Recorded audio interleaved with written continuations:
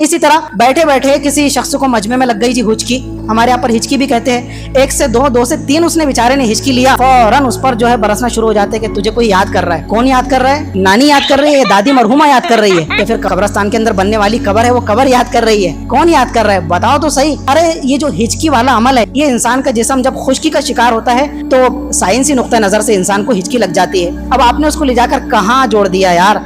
कहीं की ईंट कहीं का रोड़ा, भानमती ने कुंभा जोड़ा, यहाँ का तुक्का वहाँ का तुक्का और मिलाकर उसको कहाँ लाकर खड़ा कर दिया। समझ में आ रहा है? ये अंधविश्वास के अंदर मुसलमानों को बिल्कुल नहीं पड़ना चाहिए।